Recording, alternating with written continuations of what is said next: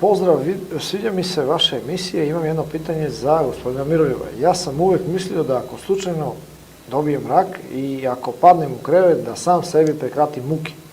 Vidio sam kako ljudi umiru dugo sa velikom mukom i ja bih to pokušao da izbegnem. Šta Miroljub misli o tome?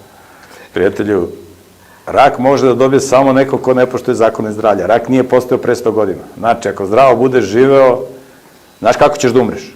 Radit ćeš danas u bašti, osjetit ćeš da ti je došao trenutak, pozdoriš se sa svima, legneš u krevet i zaspiš.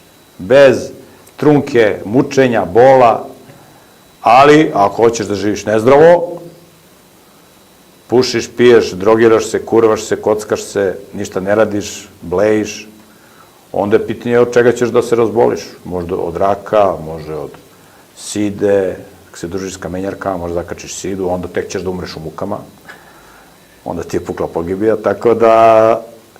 I onda, ne samo što ćeš da se mučiš,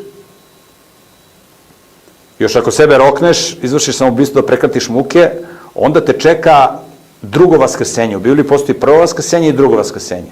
U prvom vaskrsenju Bog vaskrsa svoj narod, Božji narod, one koji su u njegovoj strani, za večni život, a u drugom vaskrsenju vaskrsa ove kojima će da sudi. I znači ti se rokneš, prvo živiš ko buzdovan, mučiš se, umreš u teškim mukama i na kraju, ili nećeš da umreš u mukama, nego se rokneš, popiješ neki otrov pa umreš.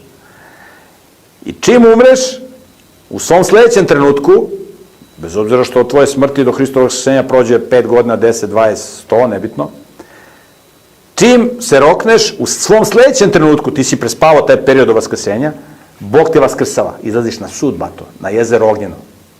Tako da nabavi azbestne kupaće gaće za jezero Ognjeno, da se ne opečeš. I onda izlaziš na sud, da će Bog da ti sudi što sve potencijale koje ti je dao, što si ti na to pljunuo, što si odbacio, i bio si buzdovan, satanista, uništavao si svoje zdravlje i na kraju si se još i roknuo.